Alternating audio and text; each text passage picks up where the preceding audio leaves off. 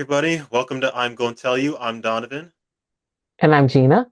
and we're here to talk about episode 10 of Survivor 50. And this one actually might be the best one of the season, or maybe top 20 in all of Survivor. But let's just get right into it. So we start off, and Devins just tells everybody about his fake idol, and now everybody knows it's not real, and that just puts the suspicion to bed that the idol is fake. But now Joe, being the hater that he is about Devins, he wants Rick out of there. Do you agree with that, Mom? No, I like Rick. He's probably one of the best characters there. At first, I wasn't too keen on him, but I really like him. I hope he makes it to the finals because he's funny.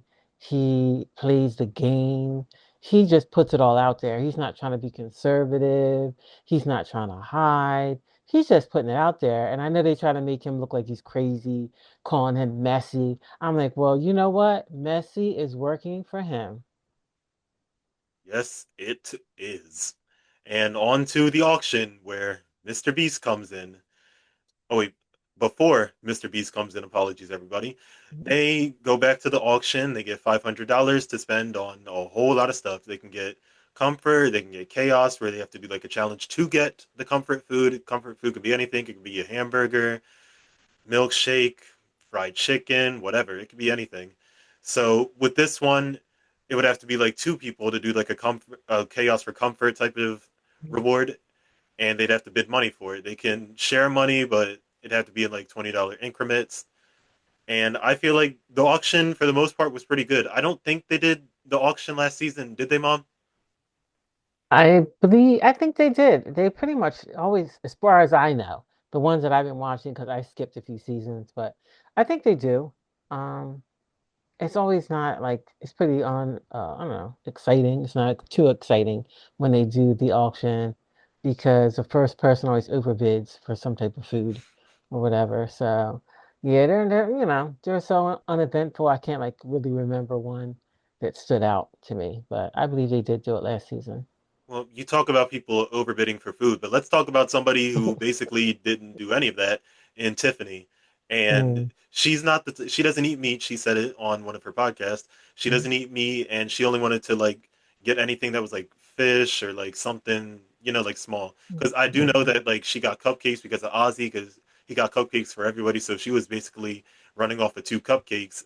And mm, also in the auction, we saw some nastiness with Aubrey. Oh my, oh my goodness! This girl was mm, over here, like literally eating bugs, and like just showed everybody, like just had her mouth open and everything. And like staying on mm. that topic of bugs, you just like have Jonathan. He had to eat a sea slug for Ozzy to get like fried chicken, and I'm just like, oh Lord.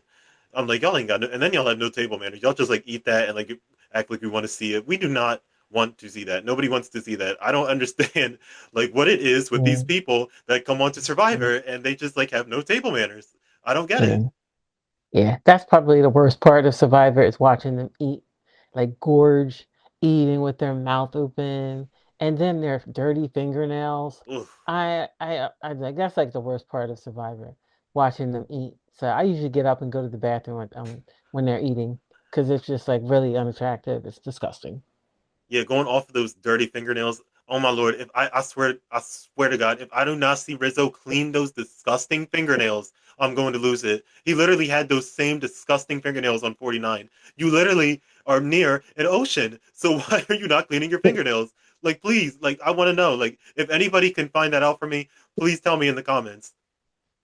Or maybe you should check out Tiffany's podcast and see if she mentions it. If they have um, the ability to put their hands in some water during the taping of the show, because that's why I know I can never do that show because that is so.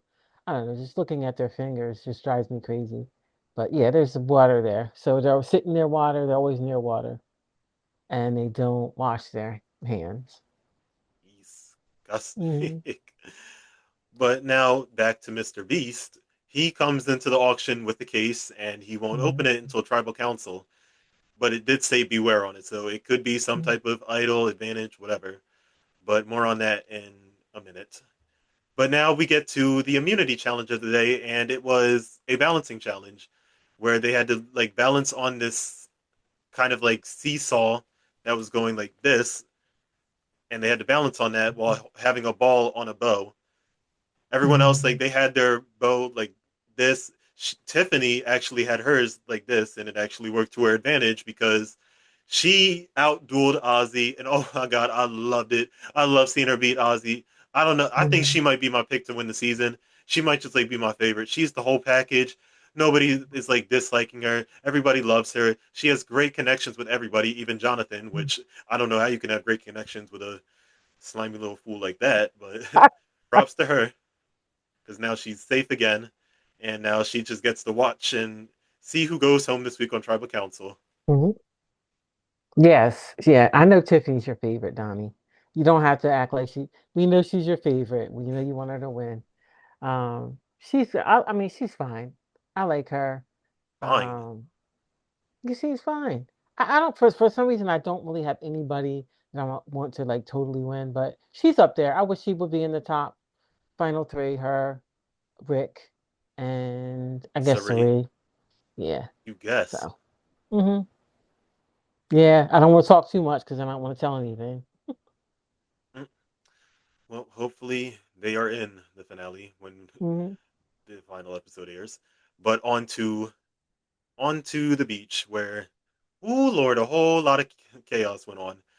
You just see Jonathan, he throws Ozzy's name out there, and then Ozzy, or excuse me, he tells Stephanie that Ozzy's going for Stephanie, and then Stephanie just ran her mouth for hmm absolutely no reason. She lied to Cerie's face, and I thought her and Cerie were tight after Stephanie got her little advantage on that journey.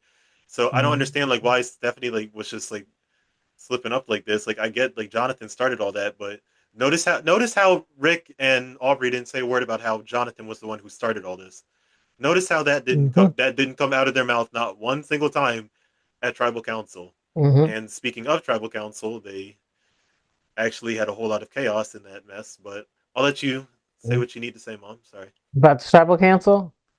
Well, just about everything that happened on camp, like how it was one person and then it was Oh, another and yeah, another person. that was crazy. I don't like that. You know, that's another time when I get up and go to the bathroom. I hate when they do that. I don't like seeing that. I mean, in past seasons they've done it, but this year, I mean, or this season, it's just like to the 10th power, constantly back and forth. This one, that one. I can't keep up. I need to take notes if I want to keep up with what they're doing. So I'm just like, you know what? They're getting ready to do this, running back and forth like little mice, getting cheese and taking it back to home camp, taking going back and forth, and everybody's so dishonest. It's crazy, and I don't like that part of it. And that's why I'm like, you know what? I'm not gonna try to figure out what they're doing. Let's just get to tribal council. Yup. And going into Tribal Council, Mr. Beast makes his return and he tells everybody that he has a coin in the briefcase. And there's a heads and a tails. If you guess right, you bump the prize money up to $2 million. You get an immunity idol and you're safe for the night. But if you get it wrong, you have to go home for the night. And Rick Devens stepped up to the plate, and oh man, he might have just changed Survivor history forever with his coin flip. He called heads, and it was definitely heads. And afterwards, everything just changed because now I like mom. Let's face it. If Devins had, well, even if the coin wasn't involved, like let's just say that, I feel like Devins was gonna go home because he was just way too chaotic. Everyone was gunning for him. So like I'm guessing Devins is thanking Mr. Beast that he had that coin and that he called heads. I know Yes. he's just grateful for that. That was fun. That was a fun part of the tribal council. I didn't quite understand what they were talking about, like the rules. When he was explaining it, I was like, "What is he talking about? I don't understand the rules." I didn't get it, but when he went up there and they did it, it was pretty simple. You know, they're flipping the coin. You go up there, and if you get the wrong thing, you're going home. So again, my favorite Rick just puts it all out there. He knows he's on the chopping block. He's not going to play kidding around with these people, playing around. He's not going to go around and beg people not to vote for him. He's just going to say, you know what? Let me try what I got to try just so I can stay on here. And he did. And that's why I like him because he plays the game. He's not afraid. And they may call him messy. And I think when they're saying messy, they're just so jealous, especially Joe. I mean, you can call him messy all you want, but Hmm. he's Yep. like a couple of episodes away from the finale, and Yeah. like, how can you hate on somebody like Rick Devens when he literally is Yep. playing the game so well and is literally just dominating in my eyes? But Right. back to Tribal Council and how hot of a mess that was. It was also confirmed that you couldn't use any idols on it. Well, if you had an idol and you wanted to flip the coin, you could, but you'd have to give up your idol. So I mean, that's Hmm. not really worth it. But I mean, if Right. you want to stack idols, go ahead. Like, go right ahead. Stack them in your pocket, right? Yep.